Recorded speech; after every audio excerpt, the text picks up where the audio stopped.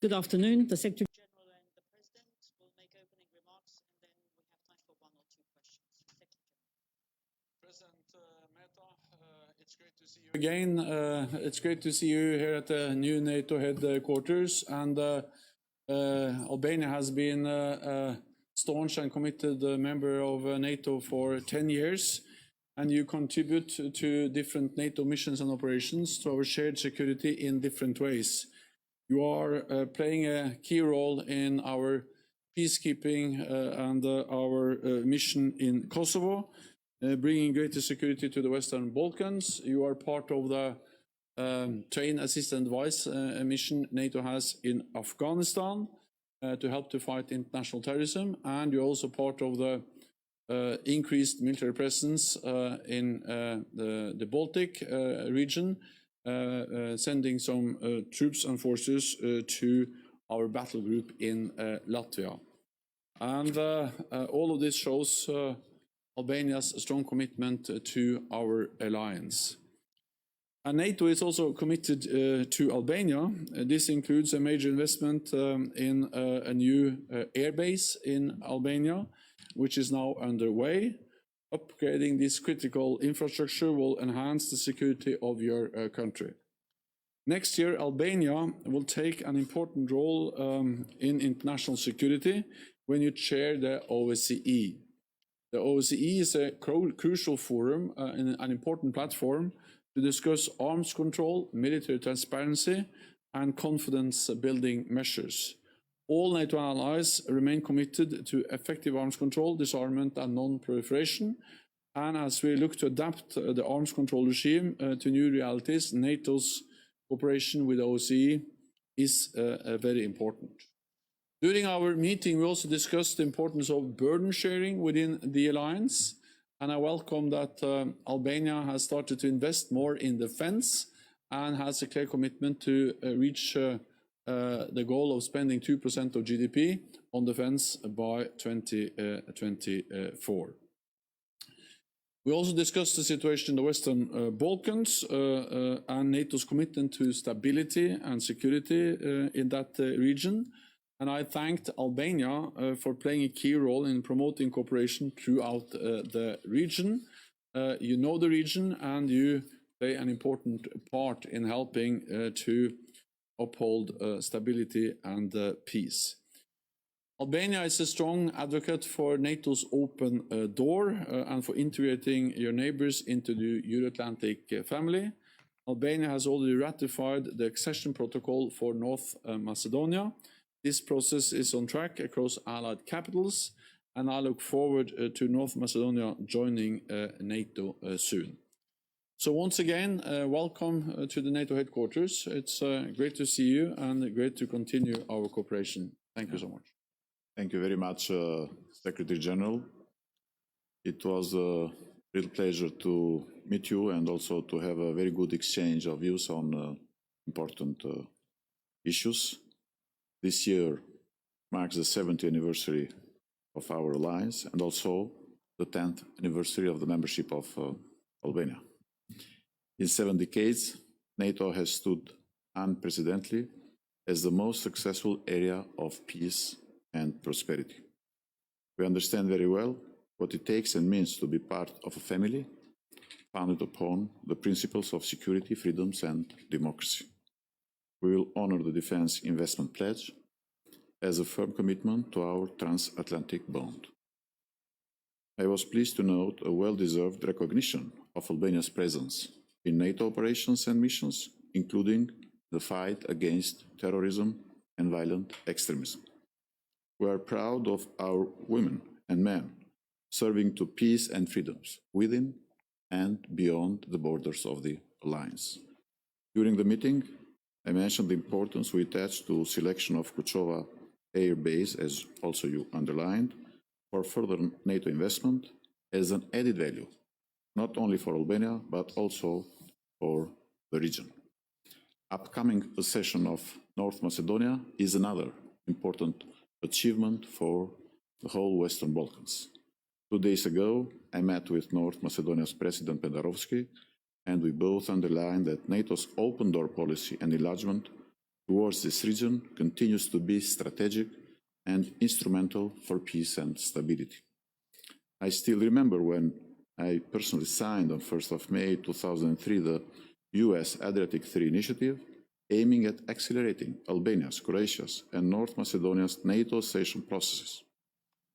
We cannot be but proud that this process has been successful and further extended to APES format, which coincidentally is chaired by Albania this year. In my discussions with Secretary Stoltenberg, I also encouraged continuity of NATO's mission in Kosovo and its strengthened presence in support of Kosovo's security institutions. Kosovo's legitimate right to gradually transform Kosovo's security forces into a NATO interoperable and multi-ethnic army through a legal, transparent, and democratic process is the source of strengthened security for the region. I encouraged the establishment of Kosovo-Serbia dialogue, aiming at a final legally binding agreement, which is durable, implementable, recognizes Kosovo's irreversible independence and sovereignty, contributes to peace and stability of the region, and fully normalizes relations between the two countries. We had a very thorough discussion on latest developments and fully agreed on increasing challenges in our security environment. That is why we need to preserve cohesion and unity.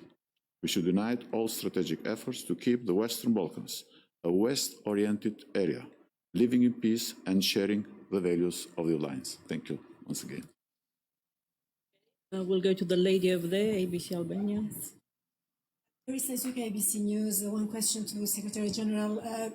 The Minister of Defense of Albania has sent an official letter to NATO Supreme Allied Commander Europe, where it is requested to set up a naval military basis in Albania. Now, is NATO considering this naval military basis, and is it in the interest of NATO to have such a basis in Albania?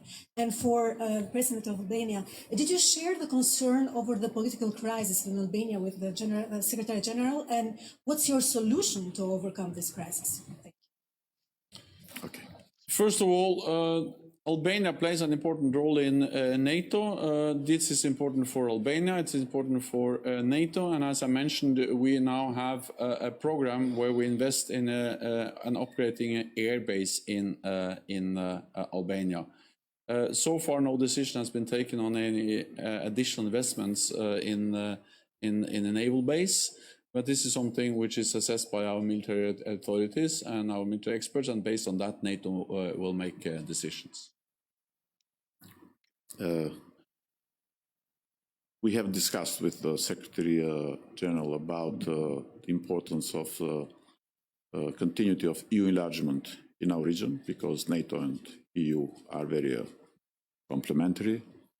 And in this frame, we both expressed our disappointment with the lack of decision of the last EU Council about opening of the accession talks with Albania and North Macedonia. But as we underlined both with the President of North Macedonia 2 days ago in Tirana, we are determined to double our efforts to continue to fulfill this strategic goal of our two countries, which is the membership in the European Union, and to work closely with all member countries to address all their concerns.